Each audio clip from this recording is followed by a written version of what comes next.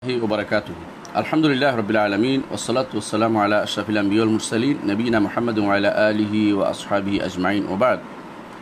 আলহামদুলিল্লাহ, আমরা আপনাদের প্রিয় অনুষ্ঠান প্রশ্নোত্তর পর্বে আজকে শুরু করতে যাচ্ছি। প্রথমে প্রশ্ন হচ্ছে একজন আপুর প্রশ্ন। আপুটা বাড়িতে কি জানি একটা জোরে জোরে আওয়াজ করে দিন রাতে। আপুর বাড়িতে শব্দটা অনেকটা হাতুড়ি দিয়ে বাড়ি দিলে যেরকম শব্দ হয় ঠিক ওরকম প্রায় 8-10 বছর ধরে চলছে। প্রথম থেকে কয়েক বছর বুঝতে পারেনি, তবে তার শাশুড়ির চোখে ধরা পড়ে। তিনি নিজ চোখে সেই খারাপ জিনিসটাকে দেখতে পান। আসলে ওনাকে সেই জিনিসটা এক প্রকার ভয় দেখিয়েছিল। তারপর থেকে সূরা বাকারা প্রতিদিন পড়ার চেষ্টা করে। মাঝে মধ্যে আইপ্যাড ছেড়ে জোরে সূরা বাকারা ছেড়ে দেন, তারপর কিছুদিন আওয়াজটা বন্ধ থাকে, তারপর আবারও আওয়াজ শুরু হয়। আপুটা বেশ চিন্তিত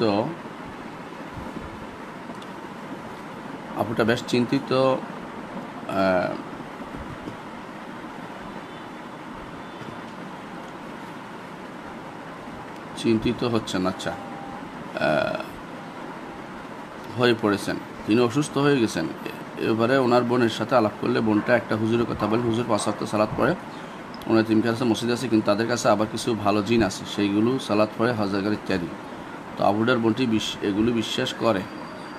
ওই হুজুরকে জিজ্ঞাসা তিনি বলেন ওই জিনটা অনেক বছর ধরে ওখানে বাস করে, বোবা জিন, এটাকে তাড়ানো অনেক কঠিন, এটাকে অন্য জিন দ্বারা তাড়াতে হবে। আবার একজন হাফেজ আছেন, তিনি তবলিগ জামাত করেন, তিনি নাকি জিনদের সাথে কথা বলেন, সেগুলোকে মেরেও ফেলতে পারেন। কিন্তু আপুটা এসব বেদাতিকা দিতে চাচ্ছেন না। তিনি আল্লাহর কাছে অনেক দোয়া করেন, নফল সালাত তাহাজ্জুদ পড়েন এই খারাপ জিনিস থেকে রক্ষা পাওয়ার জন্য। এখন উনি বুঝতে পারছেন না কী করবেন, তাই আপনার কাছে বিস্তারিত সব জানতে চাচ্ছেন। বিসমিল্লাহ, আলহামদুলিল্লাহ, ওয়াসসালাতু ওয়াসসালামু আলা রাসূলিল্লাহ। বাদ, জিনদের দ্বারা ক্ষতি করার যে সম্ভাবনা, এটা উড়িয়ে দেওয়া যায় না, এটা বাস্তব। কারণ যুগ যুগ ধরে তা হয়ে আসছে। জিনদের মধ্যে কেউ ক্ষতি করে, কেউ উপকার করে, দুটোই আছে। তবে উপকারকারী জিনগুলি খুব কমই, বেশিরভাগই ক্ষতি করে। জিনরা হচ্ছে শয়তানের বংশধর, তো শয়তানের মতো ওরা এই কাজগুলি করে। যারা ভালো জিন আছে, ঈমান আনছে, তারা আবার ক্ষতি করে না। তো এই জিনগুলো থেকে বাঁচার জন্য শরীয়তে কিছু নির্দেশনা দেওয়া হয়েছে। সেগুলো যদি কোনো নিয়মিত কেউ প্রতিপালন করতে থাকে, তাহলে আলহামদুলিল্লাহ জিনগুলো থেকে, এই খারাপ জিনগুলো থেকে মানুষ হেফাজত থাকতে পারবে। তার মধ্যে গুরুত্বপূর্ণ কিছু জিনিস আমি এখন আলোচনা করব, এগুলো মনে রাখবেন। 1 নম্বর হচ্ছে নিয়মিত সালাত আদায় করবেন। ফজরের সালাতের সুন্নতের মধ্যে সূরা ফালাক এবং নাস পড়বেন। 2 সূরাতে সূরা ফালাক এবং নাস পড়বেন। এটা ফজরের সালাতের পরে, ফজর সালাত সুন্নত এটা পড়বেন। আর ফজরের সালাতের পরে যেহেতু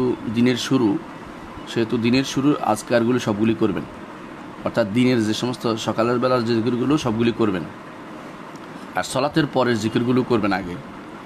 আর যদি পারেন আগে থেকেই, রাতে আগে উঠতে পারলে তাহলে আগের জিকিরগুলো করবেন।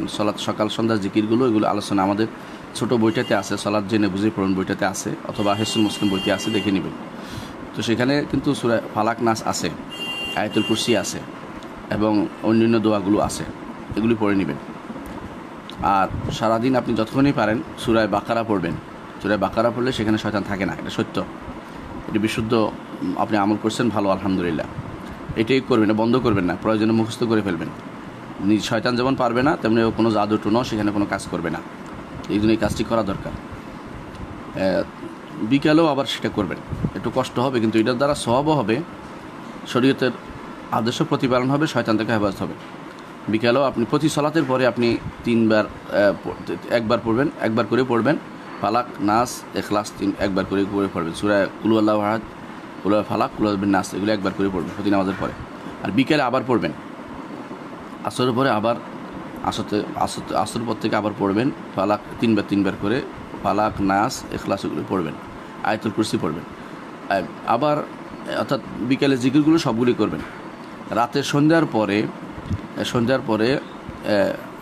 সালাতের পরে আবার সালাতের পরে জিকিরগুলো করবেন। এগুলোর মধ্যে সূরা ফালাক নাস ইখলাস আছে, আয়াতুল কুরসি আছে। এরপরে যদি পারেন কোরআন তিলাওয়াত করবেন। রাতে এশার পরে শোয়ার আগে ফালাক, নাস, এখলাস পড়বেন, পারলে সূরা বাকারা পড়বেন, এবং যদি পারেন জিন পড়বেন, যদি পারেন অন্যান্য সূরা পড়বেন, বিশেষ করে যেগুলো সূরা বাকারা যতটুকু পারেন পড়বেন, এটা খুব জরুরি জিনিস, যত বেশি পারেন পড়বেন। তো নিজে এগুলি পড়ার চেষ্টা করুন। এগুলি যদি প্রতিদিন করতে থাকেন, একসময় সে পালাতে বাধ্য, সেখানে থাকতে পারবে না, সে ফিরে আসে। আমি জানি, যখন দেখে যে কেউ সালাতের মধ্যে কার কমতি হচ্ছে, অথবা যখন দেখে যে তার কোরআন তেলাওয়াত বন্ধ হয়ে যাচ্ছে, তখন সে আবার ফিরে আসে। তার মায়া জমে গেছে এই বাড়িতে হয়তো শয়তানের, এই জন্য সে এখান থেকে যায় না। তো এই জন্য তার যে যত বেশি করে আমরা আল্লাহর কাছে আশ্রয় নিব, আউযু বিল্লাহি মিনাশ শাইতানির রাজিম পড়ব, তো তত বেশি সে কোনো ক্ষতি করতে পারবে না। এই জন্য এগুলি করলে আলহামদুলিল্লাহ যথেষ্ট হবে বলে আমি মনে করছি। কারণ এগুলো সে বড় ধরনের ক্ষতি করছে না আপনাদের, শুধুমাত্র ভয় দেখাচ্ছে অথবা ভয় দেখিয়ে ফেলছে কেউ, ওই জন্য ভয় পাচ্ছে। আরেকটা হচ্ছে এই শব্দ সে করছে যাতে করে সে পুরো জায়গাটা দখল করতে পারে, এটাই আর কি। তো তাকে এই সুযোগ দেওয়া যাবে না, এটাই। এখন অন্য হুজুরের কি বোবাজিন বলছে, কেউ ওইটা বলছে, কেউ ওইটা করতে, তার মারতে হবে, ধরতে হবে, এই জাতীয় যেগুলি বলছে, এগুলি আসলে খুব ইফেক্টিভ নয়। কারণ আরেকটা জিনকে লাগানো, এটা জিনরা ওই সময় সহযোগিতা করে যখন জিনদের কোনো একটা প্রয়োজন পূরণ করে দেন, বিশেষ করে যখন তাদেরকে বেশিরভাগ সময় সেজদা করে বা তাদেরকে করে বন্দনা করা হয়, তখন তারা সেটা মানে। এইটা শিরকের ব্যাপারে, শিরকি দিয়ে শিরিক তাড়ানো আমরা পছন্দ করি না, বলি না কাউকে। এই জন্য শরীয়ত সমর্থিত ঝাড়ফুঁকগুলো, এগুলি সারা শরীরে করবেন, দিবেন, এবং ঘরে যেগুলো কোরআন তেলাওয়াত করবেন, এটার মাধ্যমে আলহামদুলিল্লাহ আমি মনে করি এর সমাধান রয়েছে। আর যদি কোনো আলেমে দিন সেই বাড়িতে এসে তিনি জিনকে ধমক দিয়ে যান, এটাও তো নাজায়েজ হবে না। কারণ অনেক সময় আলেম দিন আসলে ভয় পায়, সেরকম কিছু হতে পারে। কিন্তু কোনো তাবিজ ব্যবহার করবেন না, বা কোনো রকমের এই জাতীয় কিছু লাগাবেন না বাড়ির মধ্যে, এগুলো জায়েজ নেই। শুধুমাত্র আপনারা কিছু আমল করবেন, এবং কোনো আলেম দিন যদি কোনো বলে যে আমি যাব খাবো বা তাদেরকে ধমক দিয়ে আসবো, সেটা বলতে পারে। কারণ আসলেই জিনরা তো এই সৃষ্টি, তারা আরেক সৃষ্টিকে কখনো কোনো ভয় পায়, বিশেষ করে দিনই মানুষদেরকে বেশি ভয় পায় তারা, মানে যারা পবিত্র থাকে পায়াস, তাদেরকে ভয় পায়। তো সেই হিসাবে তাদেরকে দাওয়াত দিয়ে কথা বলাতে পারেন, এটা তো নিষেধ নাই। কিন্তু কোনো বেদাতি কাজে যাওয়া যাবে না, আর ওগুলি বিশ্বাস করা যাবে না। কেউ বলছে বউবাজিন, কেউ বলছে তাড়ানো কঠিন, কেউ বলছে মেরে ফেলতে পারে, এগুলি আসলে বিশ্বাস করার কিছু নেই। কারণ এগুলি অধিকাংশ হচ্ছে ধারণা করে কথা বলা। জিনদেরকে কেউ দেখতে পারে না, জিনদেরকে দেখার কোনো সুযোগও নেই। আল্লাহ তাআলা কোরআনে কারীম বলেছেন, ইন্নাহুম ইয়ারাউনাহু হুয়া কাবিলুহু মিন হাইসু লা তারাউনাহু, যে তারা দেখতে পায় তোমাদেরকে, তোমরা তাদেরকে দেখতে পাও না, সুতরাং তাদেরকে দেখে পাওয়ার সুযোগ নেই। তো সেইভাবে আশা করি আপনি এই অবস্থা থেকে মুক্তি পেতে পারবেন। চেষ্টা করবেন সবসময় বড় জিনিস সূরা বাকারা যেন ঘর থেকে কোনো রকমই বাদ না যায়, এবং 3 কুল বড় যেন বাদ না যায়, খেয়াল রাখবেন। জি, পরবর্তী প্রশ্ন হচ্ছে,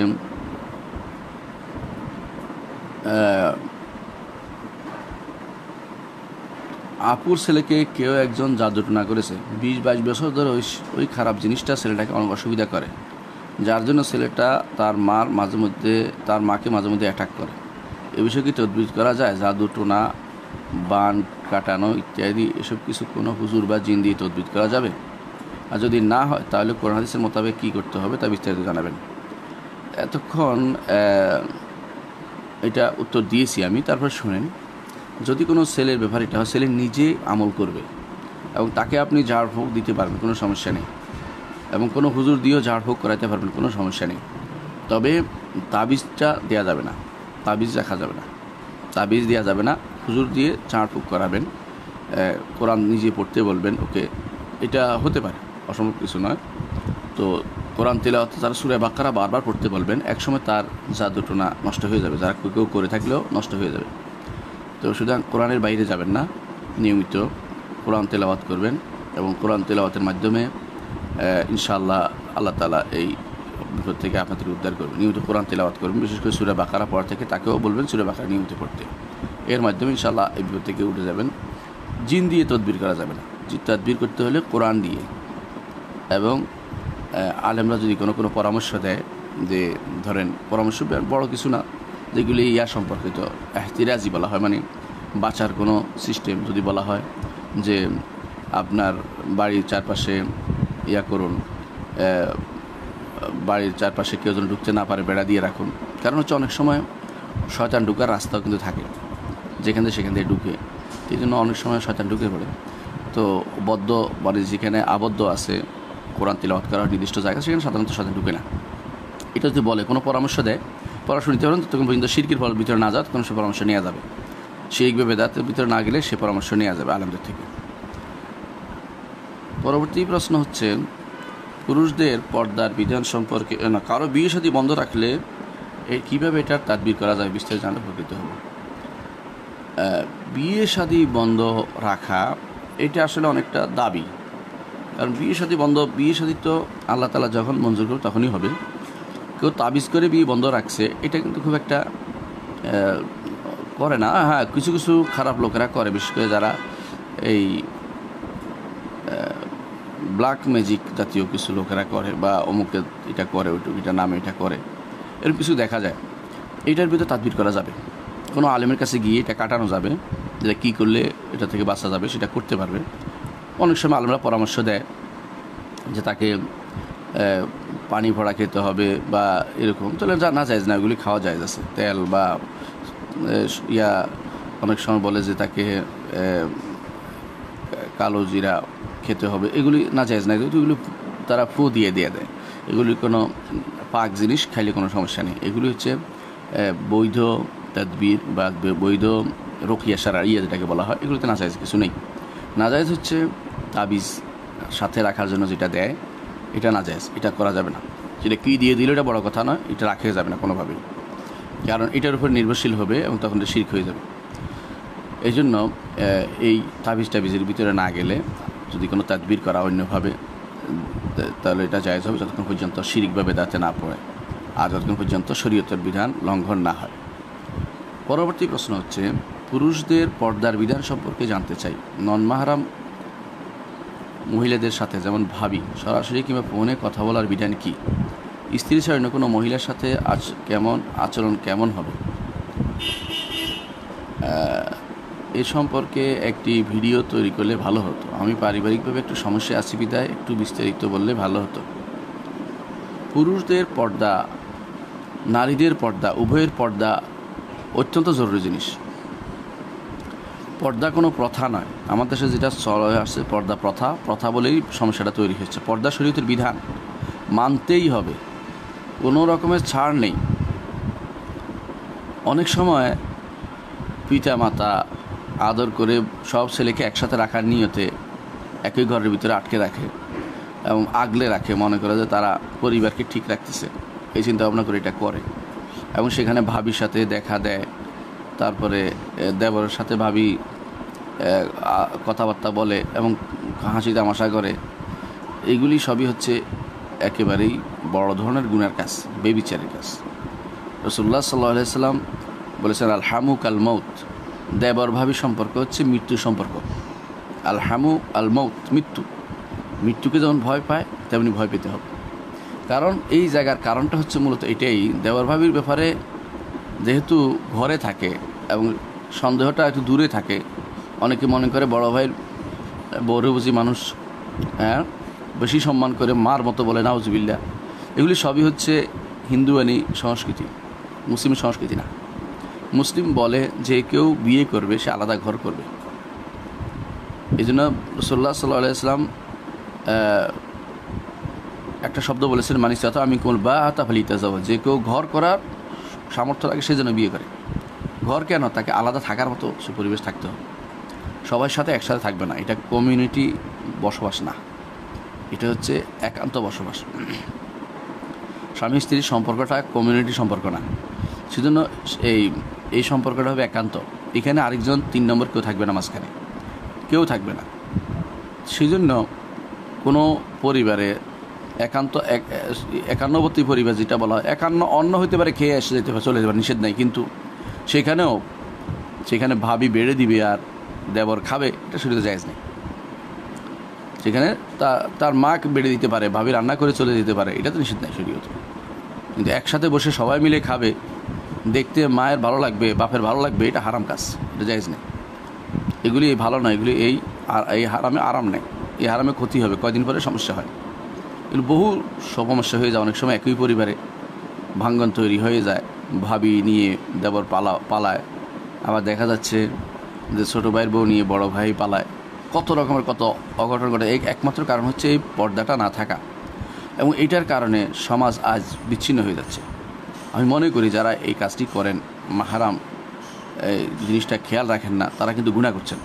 এখানে বাবা মার আনুগত্য করা যাবে না, কারণ লা তাআত লি মাখলুকিন ফি মাসিয়াতিল খালিক। কোনো স্রষ্টার অবাধ্য হয়ে সৃষ্টির আনুগত্য করা যাবে না। আল্লাহ তাআলা এবং তার রাসূল বলেছেন পর্দা মেনটেন করে চলতে, সুতরাং এই কাজটি করা যাবে না। অর্থাৎ কোনোভাবেই ভাবির সাথে দেবরের সাক্ষাৎ চলবে না। দরকারি কথা বলতে পারবেন ফোনে বা পর্দার আড়াল থেকে, জায়েজ আছে। যেমন বাজার লাগবে, কী কী লাগবে বলে দিবেন। এখানে নরম সুরে কথা বলতে পারবেন না, মিহি সুরে কথা বলতে পারবেন না, আপনিও মিহি সুরে কথা বলতে পারবেন না। যখনই আপনার মনের ভিতরে শয়তান এরকম কোনো কিছু ডাক দিবে, আপনি ওই বাড়ি ত্যাগ করে চলে যাবেন, অর্থাৎ ওখানে বসবেন না। আল্লাহ তাআলা কোরআনে কারিমে এই জন্য কোরআনে কারিম বলছেন ফালা তাখদারনা বিল কাউলি ফায়াতমা আল্লাযী ফি কলবিহি মারাদ। নরম করে কথা বলবে না হে নারীরা, যাতে করে যার অন্তর রোগ আছে সে আশাবাদী হবে তোমাদের পাওয়ার জন্য। এটা একটা বাস্তব সত্য। নারী যত কালোই হোক আর যত বিদঘুটে হোক না কেন, ধীরে ধীরে মানুষের অন্তরের ভিতরে তার স্থান করে নিতে পারে। একদিন দুদিন থাকতে থাকতে ধীরে ধীরে তার মধ্যে ভালো লেগে যেতে পারে। আর শয়তান 3 নম্বরে সুশোভিত করে তোলে, সেটা 3 নম্বর কাজটা শয়তান করে সুশোভিত করে তোলে। এই জন্য দেবর ভাবির সম্পর্ক অত্যন্ত খারাপ। অনুরূপভাবে জ্যাঠাস ভাবি আরও খারাপ, মারাত্মক কথা। এরকম যারা আছে, অথবা অনেকে এই ভাসুর সাথে গল্প করে, এটাও হারাম। ভাবি, দেবর, ভাসুর এগুলি সবই হচ্ছে হারাম সম্পর্ক। এগুলির সাথে দেখা করা যায় না। কথা বলতে হলে অত্যন্ত গুরুত্বের সাথে জরুরি কথাটা বলে দিবেন। হ্যাঁ, ধমক দিতে হবে এরকম না, কিন্তু কথাটা বলবেন। কি দরকার, বাজার দরকার, কি বাজার, ওই বাজার দরকার। নরম সুরে মিহি সুরে কথা বলতে পারবেন না নারী পুরুষ একে অপরের সাথে, এটা জায়েজ নেই। এই জন্য ফোনে কথা যদি দরকারি হয় অন্য কারোর সাথে কথা বলবেন। যদি একেবারে ওনার সাথে কথা বলতেই হয় কোনো জরুরি, শুধু খবরটা জানিয়ে দিবেন। এখানে কোনো আগ পিছে অন্য কোনো রকমের সংবাদ যেন না থাকে, এটা খেয়াল রাখবেন। এই জন্য স্ত্রী ছাড়া অন্য কোনো মহিলার সাথে, যিনি মাহারাম নন, তার সাথে আপনাদের আচরণ হবে শত্রু মতো আচরণ। শত্রু কীরকম, যে বাঘের মতো আচরণ, মৃত্যুর মতো আচরণ। মৃত্যু যেমন আসলে যেমন ভয় পায়, কেউ মৃত্যুকে আলিঙ্গন করতে চায় না, মৃত্যুকে গ্রহণ করতে চায় না। মৃত্যু সবাই ভয় পায়। তো আপনি মনে করবেন যে আমার জীবন শেষ হয়ে যাচ্ছে যদি এইভাবে থাকতে চান কোনো পরিবারে। এই জন্য দেবরদের উচিত, যদি দেখেন যে ভাই তার ফ্যামিলি নিয়ে থাকতে কষ্টবোধ করছে, মা কিছু বলতে পারছে না, তাদের উচিত নিজেরা চেষ্টা করে আলাদা হয়ে যাবে, এবং কোথাও নিজেরা থাকার চেষ্টা করে, বাইরে নিজেরা ভিন্ন ঘরে থাকার চেষ্টা করবে, এবং নিজেরা আলাদা থাকার চেষ্টা করবে, খাবার আলাদা চেষ্টা করবে। এটা অনেক সময় ভাই বলতে পারে না মায়ের কারণে বা বিভিন্ন কারণে, কিন্তু ভাসুরদের অথবা এবং দেবরদের উচিত সেটা বুঝে নেওয়া যে আমাকে একসাথে থাকা কখনো উচিত হবে না, আমি এটা থেকে আলাদা থাকি। এটা হচ্ছে শরীয়তের বিধান। একসাথে থাকা শরীয়ত বলে না। একই পরিবারের, বুঝলে, আমার পরিবার থাকতে পারে, কিন্তু একই ঘরে থাকতে হবে জরুরি না। ভিন্ন ভিন্ন ঘর থাকবে, ভিন্ন ভিন্ন বাসা থাকবে, খাবার রান্না আলাদা হবে, এটাই হচ্ছে উচিত।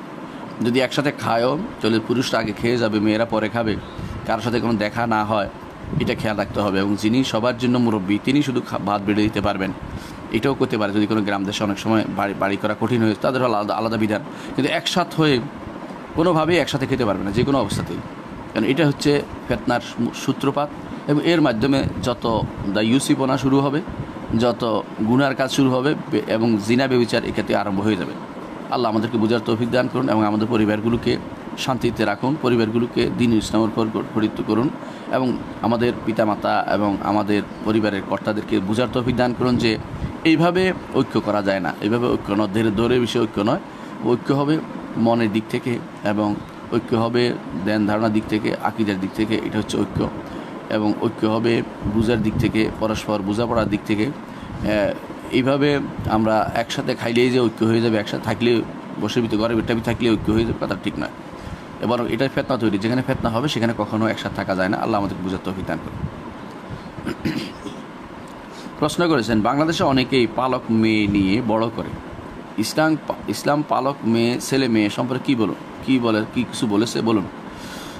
এটার প্রশ্ন আগে উত্তর দিয়েছি আমি, তবে আপনাকে আজকে জানাচ্ছি এটা, কেউ যদি কোনো ছেলেকে লালন পালন করে বড় করে, এতে কোনো গুনাহ নেই, লালন পালন করতেই পারে। ছোট একটা বাচ্চাকে লালন পালন করতে শরীয়ত নিষেধ করে না। অনুরূপভাবে ছোটো একটা মেয়েকে লালন পালন করবেন মায়া দিয়ে, দরদ দিয়ে, কোনো সমস্যা নেই। সমস্যা হচ্ছে যখন তারা বয়প্রাপ্ত হবে, বয়স্ক হবে, তখন আর ওই মায়ের জন্য, যেই মা তাকে মা হিসেবে, মা নয় তিনি, মানে পালক মা বলে আর কি, অনেকেই মা বলা যায় না, তো ওই ব্যক্তি বা ওই মহিলা যিনি তাকে এতদিন পর্যন্ত লালন পালন করেছেন, তার জন্য তার সাথে দেখা দেওয়া জায়েজ নেই। ঠিক ওই বাবাও যদি মেয়ে হয়, ওই মেয়ে হয়, ওই পরিবারে বড় হয়েছে, ওর সাথে বাবারও দেখা দেওয়া জায়েজ নেই, তাহলে বিরাট সমস্যা হয়ে যায়। এই জন্য এর থেকে বাঁচতে হলে এমন ছোটোকালে নিতে হবে যা দুধ খাওয়াতে পারেন। যে দুধ খাওয়াতে পারেন তাহলে আপনার এই বিপদ থেকে বাঁচতে পারবেন, যে তারা বড় হলে আর কারো মাহারাম হয়ে যাবে, যেহেতু কেউ বিয়ে শাদীর প্রশ্ন আসতেছে না বা সমস্যা আসতেছে না, তখন তখনই সেটাকে শুধুমাত্র লালন পালন করাটা উচিত হবে। আর যে লালন পালন করে বড় করে আলাদা করে দিয়ে দেন, সেটাও জায়েজ আছে। কিন্তু কখনও ভুলেও যে কাজটি করা যাবে না, সেটা হচ্ছে আপনি কখনো এই সন্তানের পিতা হিসেবে কোথাও লেখাতে পারবেন না, তাহলে গুনাহ হবে। এটার কারণে অনেক জায়গায় অনেক সমস্যা তৈরি হয়ে যায়, মানুষ বুঝতে পারে না। অনেকেই এরকম মিথ্যাচার করে সারা জীবন কাটিয়ে দেয়, বলে না, বললে ছেলের অসুবিধা হবে, মেয়ের অসুবিধা হবে, তাদের সংসার ভাঙবে ইত্যাদি চিন্তা করে কেউ বলে না। কিন্তু এটা বলাটা হচ্ছে ফরজ ওয়াজিব, এটা গোপন করাটা হারাম।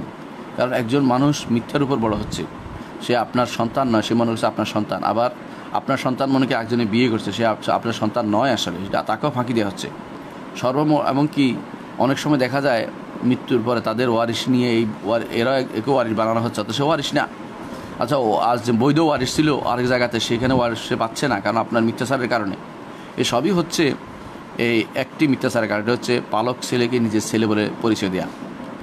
তো পালক ছেলে মেয়েকে নিজের ছেলে মেয়ে বলে পরিচয় দেওয়া যাবে না। তাদেরকে লালন পালন করেছেন, আপনি সওয়াব পাবেন, লালন পালনের সওয়াব পাবেন আপনি। কিন্তু প্রাপ্তবয়স্ক হলে তাদেরকে আলাদা করে দেন।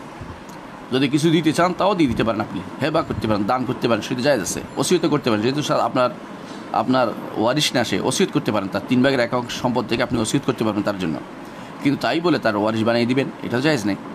নিজের আত্মীয় স্বজন বাদ দিয়ে আরেকজনকে ওয়ারিশ বানিয়ে দিবেন, এটা শরীয়ত বলে না। তো এই জাতীয় কাজগুলো যেগুলো হচ্ছে আজ সমাজে প্রচলিত হচ্ছে, অনেক সময় দেখা যায় বড় করে পালছে, এটাকে বিয়ে দিচ্ছে, অথবা অ্যাডাপ্ট করা যেটাকে বলা হয়, এটা ইসলামে নাই। ইসলামে অ্যাডাপ্টের কোনো সন্তান হয় না। আপনি লালন পালন করতে পারেন, অনেকেই যেমন এতিমকে অনেকে দেখাশোনা করে, এতিমকে বড় করে, তাকে বড় হলে তার পরিচয় তাকে তুলে দিবেন। সে আপনার প্রতি দয়াদ্র হবে, কোনো সমস্যা না। দয়াদ্র না হলেও সমস্যা না, আপনি আল্লাহর কাছে আপনার সব আল্লাহর কাছে পেয়ে যাবেন। তাকে আপনি লিল্লাহ, আল্লাহর জন্য লালন পালন করে দেন, এটা হচ্ছে বড় কথা। এবং সন্তান সন্ততি লালন পালন হয়তো আল্লাহ তালা আপনাকে দেন নাই, এই জন্য লালন পালন করছেন, অথবা দিছে আপনি আরও দরদি লালন পালন করছেন, এই জন্য সওয়াব পাবেন। কিন্তু কখনও অন্যের সন্তানকে নিজের সন্তান পরিচয় দেওয়া একেবারেই জায়েজ নেই, হারাম। আর ওই ছেলে যদি জেনে বুঝে আপনাকে বাবা ডাকে, তাহলে তো বড় ধরনের গুনার কাজ, জান্নাতে যেতে পারবে না, বড় গুনার কাজ, এবং অপমান করবে আল্লাহ তালা সবার সামনে হাসরের দিন।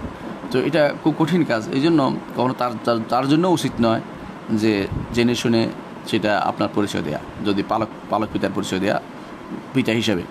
আর যদি না জানে তো তার গুনাহ হবে না, গুনাহ হবে আপনাদের স্বামী স্ত্রীর উভয়, যারা তাকে লালন পালন করেছেন অথচ জানাননি তাকে যেতে এই পরিবারের সন্তান নয়, এই জন্য গুনাহগার হবে। আশা করি বিষয়টি বুঝতে পারছেন। বাংলাদেশের বেশিরভাগ মসজিদে জুমার দিন যে বাংলা খুতবা হয়, তার ব্যাপারে কি বলবেন? এটিকে শরিয়া সম্মত, সুন্নাহ সম্মত? আর আরবি খুতবা তো বুঝি না, এক্ষেত্রে করণীয় কি? খুতবা কোন ভাষায় হবে এ নিয়ে মতভেদ আছে। ইমাম আবু হানিফা রহমতুল্লাহ আলাই থেকে বর্ণিত আছে যে তিনি খুতবা যাদেরকে মাদরুদের ভাষা, যাদেরকে তিনি দাওয়াত দিচ্ছেন, যাদেরকে খুতবা, তাদের সাথে কথা বলছেন, তাদের ভাষায় হওয়াটাকে তিনি গুরুত্ব দিয়েছেন। অর্থাৎ যেই ভাষা বুঝে না ওই ভাষাতে তিনি বলেন নাই, যে যারা বুঝে। যদি যারা উপস্থিতদের বেশিরভাগ আরবি বুঝে, তাহলে আরবি দিতেই হবে, আরবি কোনো বিকল্প নেই। আর যদি উপস্থিত বেশিরভাগই আরবি বুঝে না, তাহলে যেই ভাষা বুঝে সেই ভাষায় খুতবা হবে। এটা হচ্ছে শাশ্বত নিয়ম, এটা হচ্ছে নিয়ম। তো এই নিয়মটা পরিবর্তন করে যেটা বলা হয়, যেহেতু রসুলের যুগে কেউ কোনো দিন অন্য ভাষায় খুতবা দেয়নি, এটা বলে, এটা দিয়ে দলিল দেয়। আচ্ছা, রসুলের যুগে বাজারে যখন কথা বলতো কি অন্য ভাষায় কথা বলতো? বাজারে কথা তারা এই আরবি ভাষায় বলতো। আরবি ভাষা তো মূল উদ্দেশ্য হওয়া উচিত না। উদ্দেশ্য হওয়া উচিত কী জিনিস যাচ্ছে, কী মেসেজ যাচ্ছে, এটা হওয়া উচিত। মেসেজটা কী যাচ্ছে এটা উদ্দেশ্য হচ্ছে। শরীয়তের মাকাসুদুশ শরিয়া যে বুঝে না তাকে বোঝানো অনেক কঠিন। শরীয়তের একটা উদ্দেশ্য আছে যে কোনো জিনিসের। এখন দেখেন আল্লাহ তাআলা বলছেন, ইয়া আইয়ুহাল্লাযীনা আমানু ইযা নুদিয়া লিস-সালাতি মিন ইয়াউমিল জুমুআতি ফাসআউ ইলা যিকরিল্লাহি ওয়া যারুল বাই'। আল্লাহর জিকিরের দিকে দৌড়ে আসো। এই জিকিরটা খুতবা ব্যাখ্যা করা হয়েছে এবং সালাতে ব্যাখ্যা করা হয়, দুটি হতে পারে। খুতবা যদি হয় জিকির, আল্লাহর জিকিরটা তখনই ফলপ্রসূ হবে যখন কেউ জিকিরটা বুঝে। আর যে ব্যক্তি বুঝে না তাকিয়ে আছে, আর যারা খুতবা দিচ্ছে তারাও ফেরেশতাদের জন্য দিচ্ছে, কারণ ফেরেশতারা বুঝে, আর তো কেউ বুঝছে না, উনি বুঝতেছেন হয়তো, আর ফেরেশতারা কেউ বুঝে না। এই খুতবা কার জন্য দিচ্ছে তিনি? এই খুতবা দিয়ে তিনি কাকে হেদায়েতের পথে নিয়ে যাচ্ছেন? এই খুতবার ইফেক্টিভিটি কতটুকু আছে, কতটুকু কাজে লাগতেছে, এটা দেখতে হবে আমাদেরকে। একটা কথা বলাই যায় যে রাসূলুল্লাহ সাল্লাল্লাহু আলাইহি ওয়াসাল্লাম সাহাবীরা যে যেখানে গেছে সেখানে তো আরবিতে খুতবা দিয়েছে, এটা কথা বলতে পারে। এটা একটা শক্তিশালী যুক্তি আমি মনে করি এটা। কিন্তু সমস্যা হচ্ছে কি জানেন, রাসূলুল্লাহ সাল্লাল্লাহু আলাইহি ওয়াসাল্লাম সাহাবীরা যেখানে গেছেন সেখানে আরবি ভাষাটাকে প্রাধান্য দিয়েছে। যেখানে গেছেন সেখানে আরবি ভাষা হয়ে গেছে ওই এলাকা। দেখেন মিশরে গেছেন, মিশর আরবি ভাষাভাষী ছিল না, ওই এলাকা পুরোটা আরবি ভাষী হয়ে গেছে। সিরিয়া হতে শুরু করে বাইতুল মাকদেস পর্যন্ত এরা ভিন্ন ভাষী ছিল, কিন্তু পুরোটা আরবি ভাষী হয়ে গেছে। কারণ সাহাবায়ে কেরাম যাওয়ার পরে ওই এলাকার মানুষগুলো আরবি ভাষাকে নিজের ভাষা হিসাবে গ্রহণ করে নিয়েছে। ইরাকের ভাষা আরবি ছিল না, কিন্তু সাহাবায়ে কেরাম যাওয়ার পরে ইরাকের ভাষা আরবি করে নিয়েছেন তারা। এর বাইরে দূরে যেখানে গেছেন সেখানে অনুবাদক ছিল বলে কোনো কোনো বর্ণনায় দেখা যায়। দেখা যায় যে সাহাবায়ে কেরাম যেখানে গেছেন সেখানে অন্য ভাষা শিখতে পারেন নাই বলে তারা দেন নাই, কিন্তু তাই বলে অন্য ভাষা যারা জানে তারা দিতে পারবে না, এটা কিন্তু ঠিক নয়। তাহলে এই মাসালাটা যেখানে খুতবা কোন ভাষায় হবে, এটার মধ্যে আমরা দেখতে পাচ্ছি যে যারা বলে যে আল্লাহ রাসূল আরবি দিয়েছেন, সাহাবায়ে কেরাম আরবি দিয়েছেন, আমরা আরবি দিব, এদের একটা যুক্তি আছে, অযুক্তি বলছি না, যুক্তি আছে। কিন্তু যারা বলে যে খুতবার মূল উদ্দেশ্য হেদায়েতের আলোচনা করা, হেদায়েতের কথা বলা, এটা আসলে, এবং এই খুতবার জন্য বিশুদ্ধ মতে অজুও লাগে না, অজু ফরজ না। হ্যাঁ, তার অজু করা ভালো, পরে অজু করতে পারবে। তবে এই খুতবার জন্য এমনকি কেবলামুখী হওয়া তো নাই, উল্টো দিকে হয়ে খুতবা দেয়। এই খুতবার জন্য কোনো তাকবীরে তাহরিমা নাই, কিছু নেই, সালাত নয়। ওই বর্ণনাটা শুদ্ধ নয় যেখানে বলা হয় যে 2 রাকাত কমানো হয়েছে খুতবার জন্য, এটা কোনো বর্ণনা নেই, কোনো হাদিস দিয়ে আসে নাই। শরীয়তে এমনিতেই যখন জুমা ফরজ হয়েছে 2 রাকাত করা হয়েছে, এটাই নিয়ম, 2 রাকাতে পড়া হয়েছে, কখনো 2 রাকাত খুতবার জন্য 2 রাকাত কমানো হয়েছে, এটা নয়। আর এই খুতবা এতই গুরুত্বপূর্ণ যে রাসূলুল্লাহ সাল্লাল্লাহু আলাইহি ওয়াসাল্লাম খুতবা শুনতে তাদেরকে বাধ্য করতেন, কথা বলতে নিষেধ করতেন। এই সময় কথা বলতে বললেন যে কথা বললে বলতেন যে ফাকাদ লাগা, বেহুদা কাম করেছে। কেন? খুতবাটা যেন শোনে, উদ্দেশ্য এটাই। চুপ করে শুয়ে থাকান, বসে থাকা না। চুপ করে বসে থাকলে ঘুমও আসবে এবং বেশিরভাগ সময়ই তার ভিন্ন চিন্তা আসবে। আর যখন খুতবা শুনবে, বুঝবে, তখন তার মধ্যে অন্য চিন্তা আসবে না।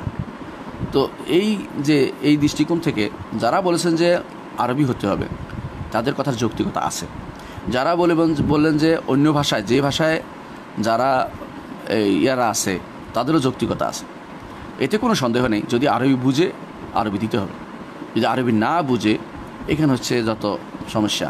চেষ্টা করতে হবে আরবি বোঝানোর জন্য, আরবি ভাষাটাকে সার্বজনীন করার জন্য। মুসলিমদের আরবি ভাষা হবে সার্বজনীন। যদি এটা সম্ভব না হয়, এবং এটা একদিনে সম্ভব নয়, যে বহুদিন লাগবে, এর আগ পর্যন্ত অন্য ভাষায় খুতবা দেওয়াতে কোনো নিষেধাজ্ঞা আমরা দেখি না। যেহেতু এটা ইমামদের বক্তব্য আছে, তারা এটাকে, বিশেষ করে আবু হানিফা রাহমাতুল্লাহ আলাইহি, তিনি যেখানে অন্য ভাষায় যেখানে সালাত আদায় করার অনুমতি তিনি দিয়েছেন, যদিও এটা থেকে রুজু করার মত আছে তারপরেও দেখা যাচ্ছে তিনি সবসময় মাকাসিদুশ শরিয়াতে গুরুত্ব দিয়েছেন। শরীয়তের মূল উদ্দেশ্য কী সেটা দেখেছেন। সাধারণত মানুষ মসজিদে একত্র হয় না। জুমার দিনে যাদের আল্লাহ তাআলা বিবেক দিয়েছেন, বিবেকবান মানুষ সেই জুমার দিনে মসজিদে যেতে চায়। সেই দিন যদি তাদেরকে হেদায়েতের বাণী না শোনানো যায়, তাদেরকে যদি আরবিতে কিছু বলে ঘুম পাড়ানোর ব্যবস্থা করা হয়, আর কিছু মানুষ ফেরেশতাদেরকে খুব বক্তব্য দিয়ে চলে যায়, তাহলে এটা দুর্ভাগ্য ছাড়া কিছুই হতে পারে না। এই জন্য মনে করি আমরা যে খুতবা অবশ্যই যে যারা উপস্থিত আছে তাদের ভাষা অনুসারে হবে, অর্থাৎ মুক্তদিদের ভাষা অনুসারে, মুসল্লিদের ভাষা অনুসারে হবে, এটা হওয়া উচিত। তবে যিনি খুতবা দিবেন তার উচিত হবে খুতবার আরকানগুলোকে ঠিক রাখা। হামদ থাকবে, সলাত থাকবে আরবিতে, বা থাকবে বাধ্যতামূলক আরবিতে হোক আর অন্য ভাষা হতে পারে, কোনো সমস্যা নেই। কিন্তু তাকওয়ার থাকবে, হাম থাকবে, সলাত থাকবে, তিনটি জিনিস যদি থাকে এবং দোয়া থাকে, তাকওয়ার কথা থাকে, তাকওয়ার ওসিয়ত থাকে, প্রশংসা থাকে আল্লাহর, রাসূলুল্লাহ সাল্লাল্লাহু আলাইহি ওয়াসাল্লাম দরুদ থাকে এবং দোয়া থাকে, বাকি যত আলোচনা করবে অন্য ভাষায় হলে কোনো সমস্যা নেই। এবং এটাই হচ্ছে জরুরি, এটা হচ্ছে জরুরি জিনিস, এটা মেনে নেওয়া উচিত। এর বাইরে বর্তমানে আরেকটি জিনিস চালু করা হয়েছে, সেটা দুর্ভাগ্যবশত কখনো সুন্নতের ভিতরে পড়বে না বা সুন্নাহ বিরোধী হবে। সেটা কি? সেটা হচ্ছে আগে এসে ইমাম সাহেব আলোচনা রাখেন। ইমাম সাহেব আগে এসে আলোচনা রাখছে এমন কোনো বক্তব্য আপনি কোনো সলাফ থেকে দেখাতে পারবেন না। ইমাম সাহেব করতেন না। ওমর রাদিয়াল্লাহু আনহু আসার আগে অন্য একজন বসে বক্তৃতা করতেন, তামিমুদ দারি রাদিয়াল্লাহু আনহু, তিনি বক্তৃতা করতেন, প্রমাণ পাওয়া গেছে। এবং সাহাবায়ের মধ্যে কেউ কেউ ইমাম আসার আগে তারা কথা বলতেন, কিন্তু ইমাম সাহেব তিনি এসেই খুতবায় দাঁড়িয়ে যেতেন। এই জন্য কেউ কেউ ইমাম সাহেব এসে 2 রাকাত পড়বে কিনা এতেও মতভেদ করেছেন, যেহেতু ইমাম রাসূলুল্লাহ সাল্লাল্লাহু আলাইহি ওয়াসাল্লাম মসজিদে এসে আবার 2 রাকাত পড়েছেন, কোনো প্রমাণ পাওয়া যায় না জুমার দিনে, সেই জন্য তারা এটা মতভেদ করেছেন। কিন্তু যদি ইমাম সাহেব আগে এসে মসজিদে বসেন তো বসার আগে তার পড়বেন, এটা আলাদা কথা। কিন্তু তিনি মসজিদে ঢুকেই নিয়ম হচ্ছে এটা, তিনি খুতবা শুরু করে দেবেন। এই জন্য কখনও কখনও যদি সময় কম থাকে, ইমাম সাহেব, খতিব সাহেব তিনি ঢুকেই খুতবাতে দাঁড়িয়ে দেবেন, আসসালাম দিয়ে খুতবা শুরু করে, আযান দিয়ে শুরু করতে বলবেন, এটাও জায়েজ। যদি তিনি দেখেন যে সময় আছে তাহলে বসবেন, তাহলে তিনি সুন্নাত আদায় করবেন মসজিদে ঢুকে, এটা জায়েজ আছে, না জায়েজ নয় যদি বসেন তিনি। আর যদি না বসেন সরাসরি ওখানে, তাহলে সুন্নত পড়ার দরকার নেই তার। তাহলে বোঝা গেল যে মসজিদে ইমাম সাহেব কখনো জুমার দিনে আলাদা একটা হালকা কায়েম করা নিষেধ করা হয়েছে হাদিসে। নাহা রাসূলুল্লাহ সাল্লাল্লাহু আলাইহি ওয়াসাল্লাম হেলাক ইয়াউমুল জুমা, জুমার দিনে হেলাক করে আলাদাভাবে বসে গোল হয়ে কোনো আলোচনা করাতে রাসূলুল্লাহ সাল্লাল্লাহু আলাইহি ওয়াসাল্লাম নিষেধ করেছেন। তো জুমার দিনে আগে যেটা করা হয় এটা নিষিদ্ধের ভিতরে পড়বে। কেন পড়বে না? কারণ জুমার গুরুত্ব কমিয়ে দেয়, এই জন্য নিষেধ করা হয়েছে। এখন যারাই এই আলোচনা শুনে জুমাটাকে মনে করে একটা কিছু কইলো আর কি, এটা একটা চালু করে দিল আর কি, এটা তো আরবিতে পড়তেছে আর কি, কিন্তু এটা যে গুরুত্বপূর্ণ বেশি, এটার গুরুত্ব তার একেবারেই নাই এখন আর, কারণ তিনি তো আলোচনা শুনেছেন। বাকিটা এখন তিনি ইমাম সাহেব কতক্ষণ মুখস্থ, কতক্ষণ দেখে, কতক্ষণ যা ইচ্ছে তা আরবিতে যা ইচ্ছে তা বকাবকি করছেন, এখন তিনি সালাত আদায় শুরু করে দিয়েছেন। এইটা আসলে সুন্নাহ বিরোধী কাজ। যদি কোনো কিছু করতেই হয়, আবারও বলছি, যদি বলে আমি আরবিতেই দিব, তাহলে আরবির পরে, সলাতের পরে যদি কোনো কেউ জানিয়ে দেয় তাহলে নিষেধ দেখানো, সেই সময় তো উন্মুক্ত সময়, সলাতের আগে উন্মুক্ত সময় নয়, এটা নির্ধারিত সময়, শরীয়তে নির্ধারিত জায়গা, এগুলো কোন কী করতে হবে না করতে হবে শরীয়ত নির্ধারণ করে দিয়েছে। এই জন্য সলাতের আগে, এই জুমার সলাতের আগে আবার একবার বসে আলোচনা করে, এরপরে খুতবা পাঠ 2টা, এরপরে আবার সালাত আদায় করা, এই সিস্টেমটা এটা বেদাতি সিস্টেম হবে। এটা থেকে আমাদেরকে বেরিয়ে আসতে হবে। যাদেরকে আল্লাহ বিবেক দিয়েছে তারা বোঝা উচিত। রাসূলুল্লাহ সাল্লাল্লাহু আলাইহি ওয়াসাল্লাম তিনি কখনও এই জাতীয় হেলাক বা হালকা কায়েম করতেন না, আলোচনার বৈঠক বসাতেন না। আর তিনি খতিব ছিলেন, এবং যারা এই যে খতিব হবে তিনি এটা করবেন না। অন্য কেউ যদি তিনি এর আগে আলোচনা করেন তো নিষেধ নেই, তবে এটা যেন সীমিত আকার হয়, যেটা যেন এমন যেন না হয় যে খুতবার গুরুত্ব কমিয়ে দেবে, সেটা জায়েজ নেই। কারণ অন্য হাদিসে যেহেতু বলা হয়েছে নাহা রাসূলুল্লাহ সাল্লাল্লাহু আলাইহি ওয়াসাল্লাম হেলাক ইয়াউমুল জুমা, জুমার দিনে হালকা করা নিষেধ। এর অর্থ জুমার দিনে কিন্তু অন্য কাজ বাদ দিয়ে নিয়ম হচ্ছে জুমার খুতবার জন্য অপেক্ষা করা। প্রত্যেকটি মানুষ জুমার খুতবার জন্য অপেক্ষা করা, যতক্ষণ ফাসাল্লা মা কুদ্দিরা লাহু। একজন মানুষ, এতে ক্ষতি হয় কি, একজন মানুষ মসজিদে ঢুকলে তাকে বলে যে বসে যান, আপনি সময় দেওয়া হবে, এটা সুন্নাহ বিরোধী কাজ। মসজিদে ঢুকে তিনি আলোচনা শোনার জন্য বসে গেল, সুন্নাহ বিরোধী কাজ করলো। মসজিদের যে বিরাট সুন্নতে মুআক্কাদা অনেকের নিকটেই তাকিদপূর্ণ সুন্নত হচ্ছে যে 2 রাকাত সালাত পড়তেছে না, আবার ফাসাল্লা মা কুদ্দিরা লাহু হাদিসে আসছে, যতক্ষণ সম্ভব শরীয়ত তার জন্য যে অনুমতি দিয়েছে, অতক্ষণ তার পক্ষে সম্ভব অতক্ষণ সে সালাত আদায় করবে। এটাই হচ্ছে শরীয়তের বিধান। একজন মানুষ যত আগে আসবে এবং সালাত পড়তেই থাকবে, 2 রাকাত পড়বে মসজিদে ঢুকার, এরপরে যতক্ষণ 2 রাকাত করে যতক্ষণ ইচ্ছে পড়তে পারবে, সেটা কোনো নিষেধ নাই। এটা হচ্ছে সাল্লা মা কুদ্দিরা লাহু। এর আগে জুমার আগে কোনো সালাত নাই, কথা ঠিক নয়, সালাত আছে, তবে নির্ধারণ করে কাবলা জুমা নাই। 2 রাকাত প্রথমে আছে মসজিদে ঢুকার, তারপরে যতক্ষণ ইচ্ছা ততক্ষণ পড়তে পারবে, কোনো সমস্যা নেই। 2 রাকাত করে অনেকক্ষণ পড়তে থাকলো। যেই ব্যক্তি আলোচনা শুরু করে দিল তখন তার সালাতটা বন্ধ হয়ে গেল। তাহলে আপনার এই আলোচনার কারণে অনেক মানুষ সালাত থেকে বঞ্চিত হলে, এই জন্য এই জাতীয় আলোচনা অনেকগুলো সুন্নত পরিত্যাগের কারণ হয়ে যায়। এটাকে আমাদের খেয়াল রাখতে হবে, কারণ এই দিন আর সুন্নতগুলো এখানে প্রতিপালিত না হলে আর প্রতিপালন করা যায় না।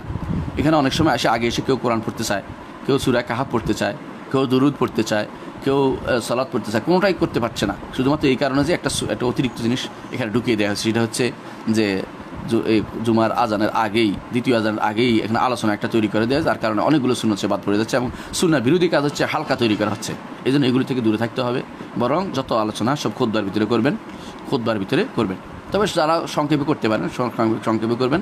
খুতবা যেন সলাতের চেয়ে সংক্ষিপ্ত হয়। এইটা কখনো কখনো আমরা লম্বা করি, কেন করি? কারণ আমাদের আর সুযোগ থাকে না আলোচনার, এদেরকে আর পাওয়ার সুযোগ নেই। এই জন্য আমরা আলোচনা লম্বা করি। খুতবাটা আমরা চেষ্টা করি এরপরে যে আমরা যেন খুতবা যেমন লম্বা করি তেমনি সালাতটাও লম্বা করতে চেষ্টা করি। এই জন্য আমরা যে সমস্ত হাদিসে যেটা আসছে, যে সমস্ত লম্বা সূরা আসছে, এগুলি আমরা পড়ি, যাতে করে অন্তত সর্বশেষ বলতে পারি লাস্ট ভলিউম পর্যন্ত আমরা সুন্নাহ আদায় করার চেষ্টা করি। তো এই হিসাবে আমরা মনে করি যে জুমার দিনে খুতবা আরবিতে হতে হবে, এটা কোনো বাধ্যবাধকতার নিয়ম নেই। যদি কেউ দেয় তারটা নাজায়েজ আমরা বলছি না, তবে এটার দ্বারা ইফেক্টিভিটি নেই, সমাজে উপকার হবে, যে খুতবার যে মূল উদ্দেশ্য সেটা সাধিত হচ্ছে না। শুধু জিকির, যে স্মরণ করা, জিকির অর্থ আল্লাহর জিকির করা, আল্লাহর জিকির তো হচ্ছে, সো বাংলায় বললেও হবে। আল্লাহর জিকিরটা উদ্দেশ্য যদি হয় তাহলে সেটা আরবিতেই করতে হবে, জরুরি নয়।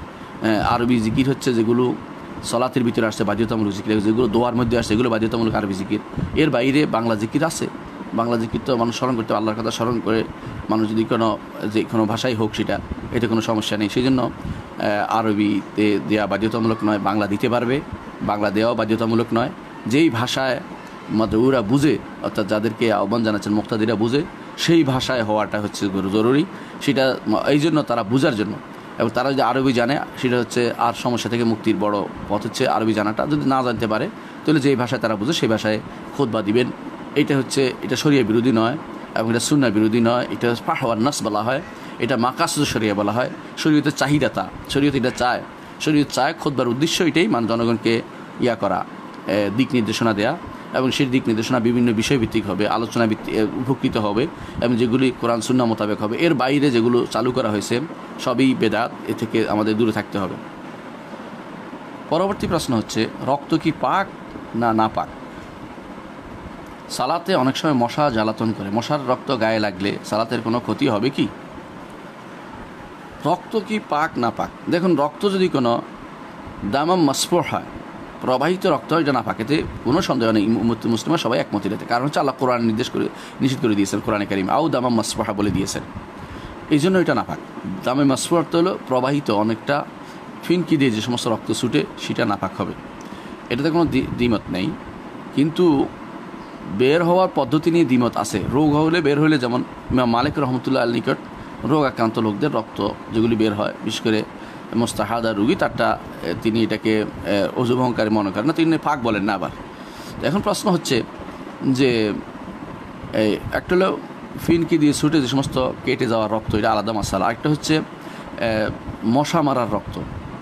মশা মারার রক্ত এতই কম বা এতই স্বল্প জিনিস, যত বেশি হোক না মশার পেট তো আর আপনি বেলুনের মতো নয়, মশার পেটে যতটুকু রক্ত হয় ওটুকু কিছুই না, যত কিছুই হোক। এইটা যদি কোনো আপনার গায়ে লাগে, কাপড়ে লাগে, সালাতও নষ্ট হবে না, আপনার জামাও নষ্ট হবে না, পাকা হবে না, কিচ্ছু হবে না। এটা একটা হালকা রক্ত, এটাকে বলা হয়, এটার দ্বারা কোনো সমস্যা হবে না। এবং এইটা রক্ত পাক না পাকের সাথে সম্পৃক্ততা এটা ঢুকবে না, কারণ এটা খুব অল্প জিনিস। আবু হানিফা রহমতুল্লাহ আলাইহি, যিনি সাধারণত রক্ত নাপাকের কথাই বলেছেন, এবং সবাই আমরা বলেছি যে রক্ত সবাই নিকটে নাপাক, সেটা হচ্ছে যদি যেটা বেশি পরিমাণে বের হয়, আর যেটা খুব অল্প, যেটা সাধারণত জায়গায় থাকে, বা যেটা এই নিজে টপকে যাচ্ছে না, হ্যাঁ, কোনটা কেউ নিয়ে হাত দিয়ে নিলে আলাদা মশালা সেটা, অথবা কোনো মেশিন দিয়ে ইঞ্জেকশন দিয়ে নিলে সেটা আলাদা কথা। কিন্তু এই জাতীয় মশার রক্তগুলো অনেকটা ইঞ্জেকশন দিয়ে নেওয়ার মতোই, মাথা দিয়ে নিচে একটু সেটা লাগছে, এরপরে এইটা দিয়া সালাতের কোনো ক্ষতি হবে না, এবং এটা নাপাকও করবে না কাপড়কে, এবং এটা যেটা লাগছে ওইটাও নাপাক হবে না, হাতও নাপাক হবে না।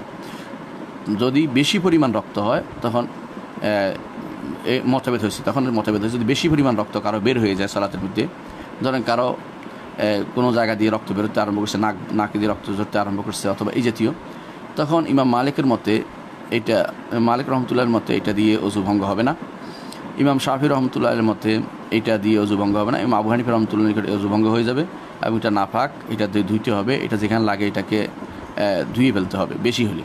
তো মশার মতো রক্ত বা মশা মাছি বা এই জাতীয় যেগুলো সব প্রাণীদের রক্ত বা এই অনেকটা কি বলে বিভিন্ন পোকামাকড় রক্ত করছে, অনেক সময় রক্ত বের হয় শরীর থেকে, এগুলিতে কোনো অজু ভঙ্গ হবে না। এগুলি নাপাকও না, এগুলি হাতে লাগলেও কাপড়ে লাগলেও কোনো ধুইতে হবে না। পরবর্তী প্রশ্ন হচ্ছে, বাংলাদেশের গণতন্ত্র কি আমভাবে শিরকি পর্যায়ে পড়ে? একটু বিশ্লেষণ করবেন প্লিজ। আসলে দেখুন, গণতন্ত্র অর্থ হচ্ছে ডেমোক্রেসি বলে এটাকে। জনগণে যে নিয়ম দিবে সেটাই মেনে নেয়া। জনগণের এটা বলেই যে by the people, for the people, of the people, এই জাতীয় কথাগুলি বলে আর কি যারা। এর অর্থ হলো মানুষেরকে এখানে সর্বেসর্বা করা হচ্ছে। এই যে মানুষকে সর্বেসর্বা করা হয়, এটা আসলে শরীয়ত সমর্থন করে না। সব কিছুর উপরে আল্লাহর বাণীকে এবং রাসূলুল্লাহ সাল্লাল্লাহু আলাইহি ওয়াসাল্লাম বাণীকে সর্বেসর্বা করতে হবে, এটা হচ্ছে শরীয়তের বিধান। তাহলে গণতন্ত্রকে একেবারেই নিষেধ। গণতন্ত্র যদি মানুষের মতামতকে গুরুত্ব দেওয়া হয়, এটা নাজায়েজ নয়। গুরুত্ব দেওয়া আর প্রাধান্য দেওয়া এক কথা, সব কিছুর উপরে প্রাধান্য দেওয়া এক কথা নয়। গণতন্ত্রের কথা হলো 51 জনে বলছে মদ চলবে, সেটা চলবে। 49 জনে বলছে চলবে না, এটা চলবে না, এটা গ্রহণযোগ্য হলো না। এটা শরীয়ত বিরোধী কথা। ইসলামের কথা হচ্ছে গণতন্ত্র ওই সমস্ত জায়গায় চলতে পারবে যেখানে শরীয়তের বিধান নির্ধারিত হয়নি। যেমন ধরেন, পার্লামেন্টে ভোটাভুটি হলো যে আগামী 1 মাস আমরা স্কুল বন্ধ রাখবো কি রাখবো না। যেহেতু এটা দুনিয়ার বিষয়, শরীয়তে এতে কোনো নিষেধাজ্ঞা আরোপ করেনি বা কিছু নির্দিষ্ট বলেনি, এটা আমাদের মাসলাহাত স্বার্থের বিষয়। এখানে আপনি 51 জনের বক্তব্য আপনি নিতে পারবেন, কিন্তু পার্লামেন্টে ভোটাভুটি হইল এখন থেকে আমরা সুদ চালু করব, এবং সেখানে 99 জন বলছে, 100 জনের 99 জন বলছে যে একমত হলে যে সুদ চালু করবে, একজন বলছে বিরোধিতা করলে যে সুদ চালু হবে না। ওই একজনেরটা গ্রহণ করতে হবে শরীয়তের বিধান, 100 জনটা 99 জনটা গ্রহণ করা যাবে না। তাহলে গণতন্ত্রের যে বড় সমস্যাটা সেটা হচ্ছে, গণতন্ত্রে বেশিরভাগ মানুষের কথা সব জায়গায় গ্রহণযোগ্য বলা হচ্ছে, এটা শরীয়ত অনুমোদন করে না। বেশিরভাগ মানুষের কথা সব জায়গায় গ্রহণযোগ্য হতে পারে না। বেশিরভাগ মানুষের কথা আপনি হতে পারে নিয়ম নীতি মেনে নিতে পারবেন। আপনি যখন কোনো একটা কোম্পানি চালান, কোম্পানিতে বলতে পারবেন যে এই কোম্পানিতে শরিয়া বিরোধী না হলে বেশিরভাগ মতে গ্রহণযোগ্য হবে। এইটা সংক্ষিপ্ত শব্দ দিয়ে দিতে হবে আপনাকে, শরিয়া বিরোধী না হলে। তাহলে আপনি শরিয়া বিরোধী প্রমাণ করতে হলে তাকে, যে ব্যক্তি বলে যে শরিয়া বিরোধী প্রমাণ করুক সে, তাহলে আপনাকে শরিয়া বিরোধী না হলে বেশিরভাগ মত গ্রহণ করতে এটা শরীয়তে নিষেধাজ্ঞা নাই। কারণ হচ্ছে এটা দুনিয়ার বিষয়ে আপনার যে কোনো আল মুসলিমুন আলা শুরুতি, যেই শর্তের উপরে মুসলিমরা একমত হবে সেটা গ্রহণযোগ্য হবে শরিয়া বিরোধী না হলে। যখনই শরিয়া বিরোধী হবে তখন 100 শর্ত 1000 শর্ত দিলেও কাজ হবে না। এই জন্য সব মানুষ একত্র হয়ে গেলেই, যদি মনে করেন যে কোনো পার্লামেন্টে সবাই একমত হয়ে গেল যে এখন ছেলে মেয়ে বিয়ে হবে, যেটা ইউরোপে হচ্ছে, নাউজুবিল্লাহ, এগুলি সম্পর্কে আপনারা জানেন ভালো করেই। এগুলি একেবারে সব মানুষ একত্র হয়ে গেল, এটা গ্রহণযোগ্য হবে না। এগুলি হচ্ছে কুফরি হয়ে যাবে তখন, কারণ এটা শরিয়া বিরোধী কথা। উম্মত একমত হবে না এর অর্থ এক জাতি নয়, বরং সারা মুসলিম সমস্ত মুসলিম একমত হবে না কোনো কুফরির উপরে, এটা শরীয়ত বলেছেন। কিন্তু এক পার্লামেন্টের বা এক দেশের বা দুই দেশের বা বিভিন্ন দেশের বেশিরভাগ মানুষের কুফরির উপরে একমত হইতে পারে, বা সব মানুষ একমত হইতে পারে, এটাতে কিছু যায় আসে না শরীয়তের, এটাতে কিছু যায় আসে না। এই বেশিরভাগ মানুষের মন্তব্য গ্রহণ করা যাবে না, শরীয়তের কথাই উপরে থাকতে হবে। বলতে হবে যে যত মানুষ একত্র হোক শরিয়া বিরোধী হতে পারবে না। তো এখন বাংলাদেশের গণতন্ত্রের ভিতরে এই শর্তটা থাকা দরকার ছিল, যদি জায়েজ করতে হয় যে আমরা জনগণের কথাই নির্বাচিত হব, জনগণের ভোটে নির্বাচিত হবে, এটা নিষেধ নাই। কারণ নির্বাচন পদ্ধতি নির্ধারণ করা আরবদের জন্য যেমন সোজা, আমাদের তত সোজা নয়। আরবদের মধ্যে গোত্র পদ্ধতি আছে, গোত্র প্রধান একটা বললে গোত্র লোকেরা মেনে নেয়। বাংলাদেশ বা বিভিন্ন আশেপাশের দেশগুলো যেগুলো আছে বাইরের, যেখানে সরব, যেখানে কাবাইল না, কবিলা না, গোত্র নয়, যেখানে জনপ্রতিনিধি জনসংখ্যামূলক মানুষ কাজ করে, মানুষ কয়দিন পর আলাদা হয়, কোনো ব্যক্তিগত পরিস্থিতি বড় হয় না। চৌধুরী সাহেবের কথা মজুমদার সাহেব শোনে না, অথবা হাওলাদারের কথা চেয়ারম্যান সাহেব শোনে না, অথবা একই পরিবারের বাপের কথা ছেলে শোনে না। সেই জায়গাতে আপনি গোত্রীয় পদ্ধতিতে আসবে না, সেখানে অবশ্যই আপনাকে জনগণের মত নিয়েই রাষ্ট্র পরিচালিত হতে হবে, আর কোনো কিছু নাই সেখানে। তবে শর্ত হচ্ছে অবশ্যই যেন শরিয়া বিরোধী কোনো মত নেওয়া না হয়, এবং শরিয়া বিরোধী বিষয় আগে থেকে আলাদা করে দিতে হবে যে শরিয়া বিরোধী বিষয়ে কোনো মতে নেওয়া হবে না, অর্থাৎ জনগণের মত নেওয়ার কোনো সুযোগ নেই, সেখানে মত নেওয়ার কোনো সুযোগ নেই, সেগুলিকে আলাদা করে দিতে হবে। দুনিয়ার বিভিন্ন বিষয়ে যদি গণতন্ত্রে চলে, অর্থাৎ যদি বলা হয় যে বেশিরভাগ মানুষের মত নিব, এইটা শরীয়তে হারাম বলে না, শিরিক বলে না, কুফরি বলে না, এটা হচ্ছে দুনিয়ার বিষয়। তবে শিওর হতে হবে যে এটা যেন দিনের বিষয়ে কোনো রকমের আঘাত না করে। দুর্ভাগ্যবশত আমাদের গণতন্ত্র নামে যেটা চালু আছে, এইটাতে শরীয়তকে আলাদা করা হয় নাই। বেশিরভাগ মানুষ যেটা বলে সেটাকেই গ্রহণ করা হচ্ছে, এবং এটা হচ্ছে ঠিক এই আমেরিকান গণতন্ত্র, এটাই হচ্ছে যে নিষিদ্ধ গণতন্ত্র, যেটাকে শরীয়ত এটাকে কুফরি মনে করে, এবং এটার কারণে যারা এটাকে বাস্তবায়ন করে তারাও কুফরিতে লিপ্ত রয়েছে, এবং যারা এটাকে এইভাবে বাস্তবায়ন করে হালাল মনে করে তারা কাফের হয়ে যাবে। এই জন্য আপনার আমার উচিত শরীয়ত কতটুকু অনুমোদন করেছে এটা জেনে নিয়ে, যতটুকু অনুমোদন করেনি সে ব্যাপারে যেন আমরা হস্তক্ষেপ না করি, বিষয়টি আমরা বুঝে নেওয়া। গণতন্ত্রের ব্যাপারে এই বিষয়টি আশা করি আমাদের মতকে আরও স্পষ্ট করবে, বুঝে আসবে যে আসলে গণতন্ত্র কী জিনিস এবং গণতন্ত্রের সাথে ইসলামের কি কতটুকু বিরোধিতা আছে, এটা আমরা বুঝতে পারবো। আল্লাহ আমাদেরকে বোঝার তৌফিক দান করুন। পরবর্তী প্রশ্ন হচ্ছে, মাথার সামনের চুল না কেটে শুধু কানের উপর অংশ পিছনের চুল কেটে রাখা যাবে? এমন চুল রাখলে কি মাজুসদের অনুকরণ করা হবে? মাথার সামনের চুল বা কানের উপর অংশ বা পিছনের অংশ কেটে রাখা যে চুল, এটা নিষিদ্ধ, এটা কাজার ভিতরে পড়বে, এটা কাফেরদের অনুকরণ করা হবে। কাজার অর্থ হচ্ছে কিছু কেটে কিছু রেখে দেয়া, এটা ওটার ভিতরে পড়বে। এই জন্য যারা এই কাজটি করবেন তারা সুন্নাহ বিরোধী কাজ করলেন, এবং রাসূলুল্লাহ সাল্লাল্লাহু আলাইহি ওয়াসাল্লাম যাতে নিষেধ করেছেন কাজার মতো করলেন। কাজা শব্দের আসলে মূল অর্থ হচ্ছে এই জাতীয় কোনো অংশ রেখে দেয়া, কোনো অংশ বাদ দিয়ে দেয়া, অর্থাৎ এই জাতীয় কাজা করা নিষেধ করেছে রাসূল। সুতরাং এই কাজা করাটা যাবে না, এই কাজা করা যাবে না। সুতরাং যখনই চুলে যে কোনো জায়গাতেই হোক, সামনে দিয়ে হোক পিছনে হোক, যদি কিছু রেখে কিছু ফেলে দেওয়া হয়, মানে একরকম করা না হয়, তাহলে এটা শরীয়তে নিষিদ্ধ। এই জন্য চুল কাটার সময় একটা আদব আছে, ডান দিক থেকে শুরু করা, সামনে দিয়ে আসা, বাম দিকে যাওয়া, তারপর পিছনের দিকে যাওয়া, ডান সামনে বাম পিছনে, এইভাবে কাটাটা হচ্ছে শরীয়তে আদব। এই আদবের মধ্যে ডান দিয়ে শুরু করাটা হচ্ছে সুন্নাত। ডান যে কোনো কাজে রাসূলুল্লাহ সাল্লাল্লাহু আলাইহি ওয়াসাল্লাম ডান পছন্দ করতেন, সেই হিসেবে তো ডান দিয়ে শুরু করলে আপনি যদি সমান করে সবগুলো কাটেন, তাহলে এটা হচ্ছে সুন্নাহ মোতাবেক আপনার চুল কাটা। আর যদি কোনো আপনি কোথাও কাটে কোথাও রেখে দিলেন, ছোটো করলেন এখান থেকে এখানে বড়ো করলেন, তাহলে কাজা মতো হইলো। এই কাজা করা নিষিদ্ধ, হাদিসে নিষেধ আসছে সরাসরি, এই জন্য এটা করা যাবে না, আপনারা করলে পুরো মাথায় ছোটো করেন, নাহলে রাখলে পুরো মাথা চুলে লম্বা করে বাবরি রাখতে পারবেন। যখন যার দাড়ি আছে তিনি বাবরি রাখবেন। বাবরি রাখলেও সুন্নাহ আছে যে যেন কখনও আপনার ঘাড়ের মাঝখানের নিচে না যায়, সেটা খেয়াল রাখবেন। ঘাড়ের মাঝ গেলে যেন কেটে ফেলা হয়, ঘাড়ের মাঝখান পর্যন্ত, কানলতি পর্যন্ত রাখতে পারবেন লম্বা করে, এরপর ঘাড়ের মাঝখান পর্যন্ত রাখতে পারবেন, কিন্তু এটা যেন আর পিছনে লম্বা না হয় ছেলেদের। আর মেয়েদের চুল লম্বাই করতে হবে, মেয়েদের চুল কাটা জায়েজ নেই, যদি না তাদের অসুস্থতা অথবা তাদের চুলকে হেফাজত করার মতো পয়সা না থাকে, এটা আলাদা মশালা।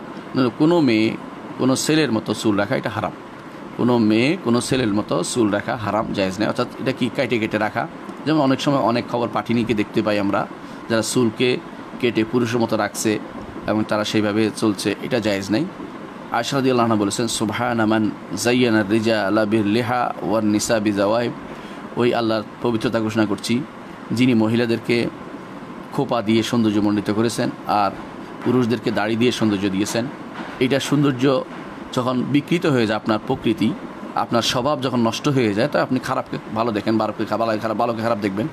যাদের প্রকৃতি নষ্ট হয়ে গেছে, সম্রাট আকবরের আগে কেউ দাড়ি কামাতো না, সম্রাট আকবরের আগে কোনো মুসলিম কোনোদিন দাড়ি কামায়নি।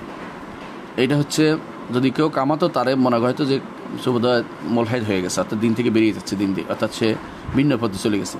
কিন্তু সম্রাট আকবরের সর্বপ্রথম সে একটা দিন পরিবর্তন করে, দিন ইলাহি, অর্থাৎ তার নিজের নাম করা এক দিনে আকবরী নামা, বা এই আকবর নিজের পক্ষ থেকে দিন বানাইছে, তার মধ্যে দাড়ি কামানো আছে। এরপর থেকে আপনি দেখবেন যে এরপর থেকে অনেকে দাড়ি কামাচ্ছে, কিন্তু তারপরে অনেকে দাড়ি রাখতো। সুলতান আলমগীর, আওরঙ্গজেব তিনি দাড়ি রেখেছেন, এবং অনেকে দাড়ি রেখেছেন। যারা দাড়ি রাখতো না তারা ওই আকবরের অনুসরণ করে, আকবরের দিন অনুসরণ করে চলে, এবং মাজুসদের অনুসরণ করে চলে। মাজুসরা হচ্ছে কাফের আপনি জানেন, অগ্নি উপাসক এদের অনুসরণ করে চলে। এই জন্য এই সমস্ত বিষয়ে আমাদের খেয়াল রাখতে হবে যে আমরা কার অনুসরণ করে চলেছি, কার অনুসরণ করছে সেই হিসাবে আমাদেরকে সিদ্ধান্ত নিতে হবে। সুতরাং কোনো ব্যক্তি, কোনো পুরুষ মানুষ চুল সামনে না কেটে শুধু কানের উপরের অংশ, পিছনের অংশ যদি কাটা হয় তো এটা সুন্নাহ বিরোধী হবে। এটাকে খেয়াল রাখতে হবে। কোনো বাহিনী বা কোনো লোক যদি এটা করে থাকে তাদেরকে সুন্নাহ মোতাবেক চলে আসার আমরা অনুরোধ জানাচ্ছি। আল্লাহ এবং তার রাসূলকে ভালোবেসে যদি কেউ সুন্নাহ মোতাবেক চলে তিনি নিষেধাজ্ঞা নেই। সুন্নাহ মোতাবেক ছোটো করে রাখলেই হলো সবভাবেই এটা সুন্নাহ মোতাবেক করাটাই উচিত। সব কিছু সুন্নাহ মোতাবেক হওয়াটাই উচিত আমাদের। পরবর্তী প্রশ্ন হচ্ছে যে ফিকহ জানার জন্য কোন বই পড়া ভালো, একটু উপদেশ দিলে অনেক উপকার হতো। দেখুন, ফিকহ হচ্ছে একটা বিরাট ভাণ্ডার, বলতে পারেন মুসলিমদের সম্পদ। মুসলিমদের বড় সম্পদ হচ্ছে ফিকহ। কোরআন এবং সুন্নাহ হচ্ছে কাঁচা সোনা। কাঁচা সোনা যেমন গায়ে দেওয়া যায় না, এটাকে গলিয়ে এটাকে অলংকার বানিয়ে গলায় দিতে হয়, অলংকার বানিয়ে হাতে দিতে হয়। কাঁচা সোনা আপনি একটা বার দিলে আপনি গায়ে দিতে পারবেন না। এটা বলবো যে এটা কী করবো আমি, এটা বিক্রি হবে, মূল্য আছে, ঠিক আছে, কোরআন হাদিসে এরকম মূল্য আছে। কোরআন হাদিস থেকে যে জিনিসটা বের করবেন সেটা হচ্ছে প্রকৃত অর্থেই আপনার মূল্যবান সম্পদ, এবং এইটা হচ্ছে ব্যবহারিক জীবনের আপনার প্রয়োজন। এটা হচ্ছে ফিকহ বিরোধিতা যারা করে তারাতে আল্লাহ তাআলা এই দ্বীনের গভীর জ্ঞান দেননি, বোঝা গেল।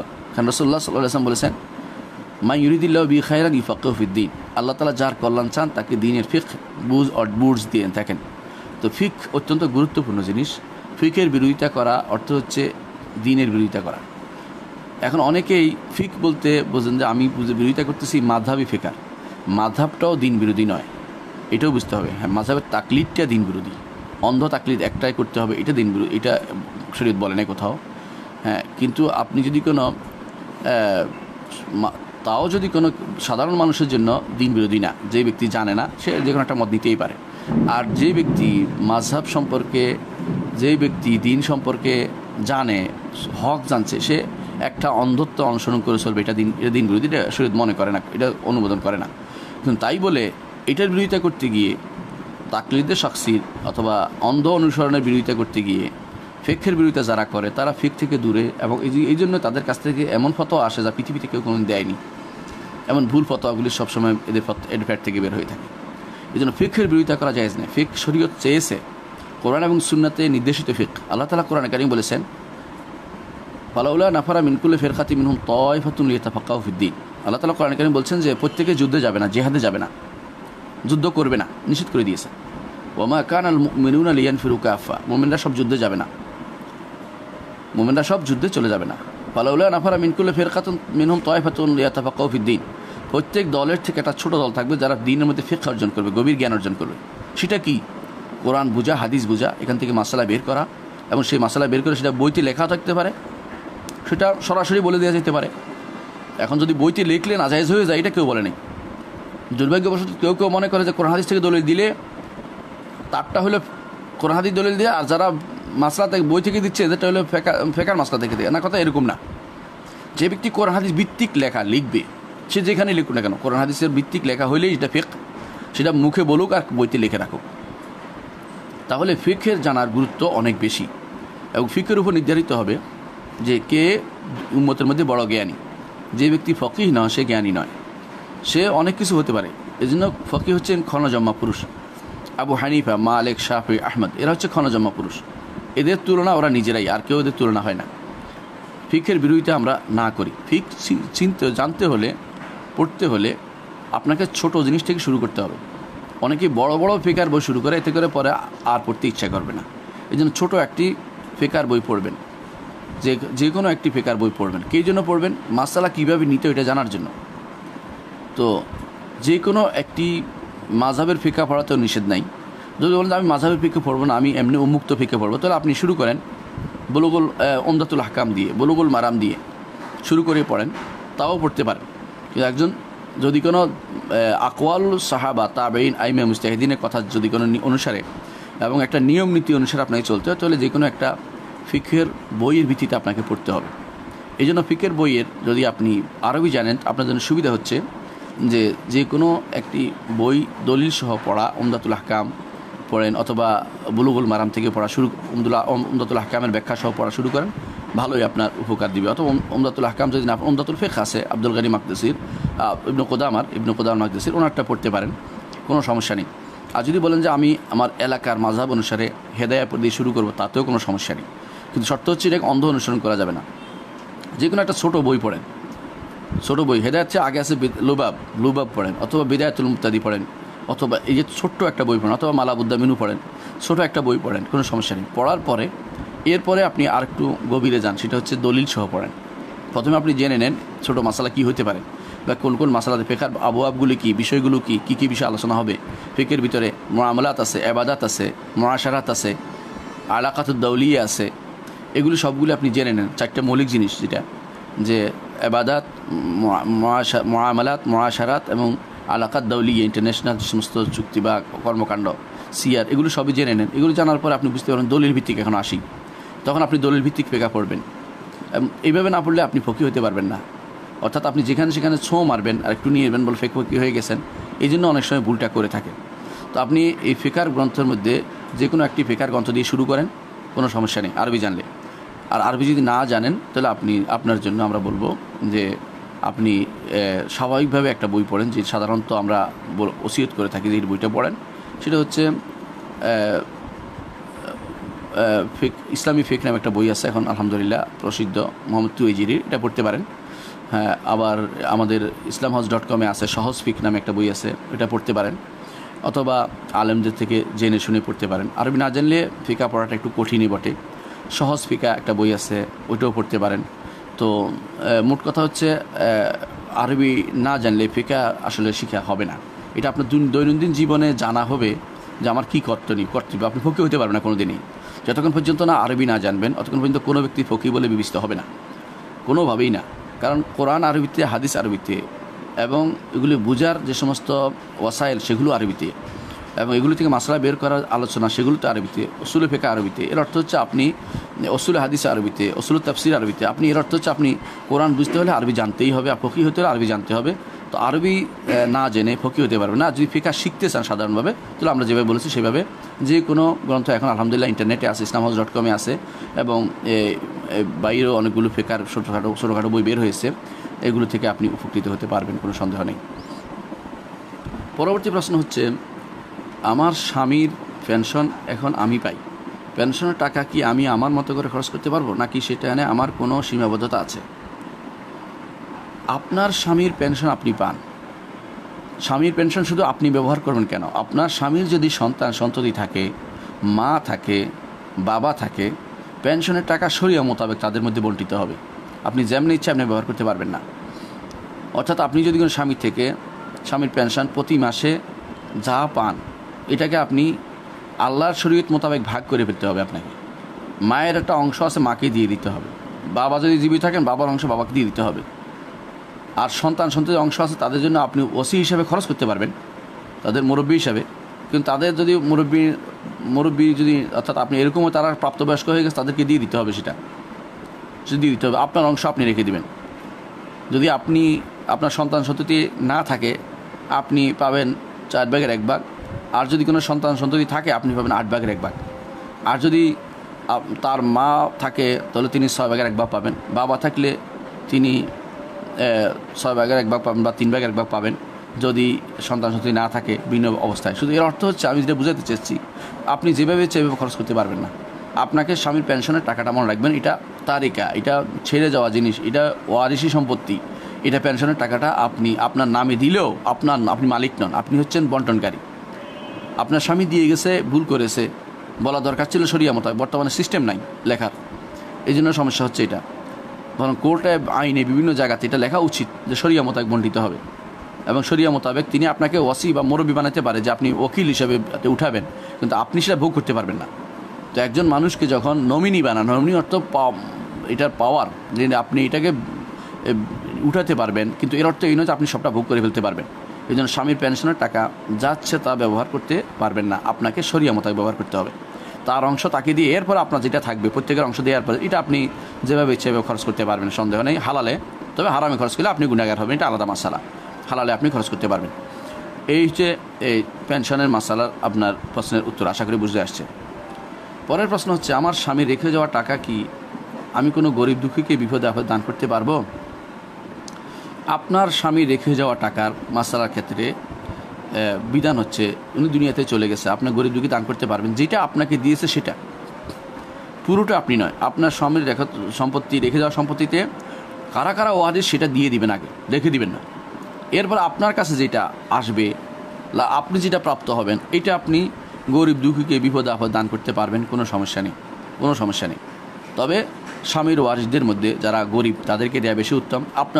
আপনার আত্মীয় স্বজনের মধ্যে যারা গরিব তাদেরকে দেওয়া এটা উত্তম বেশি।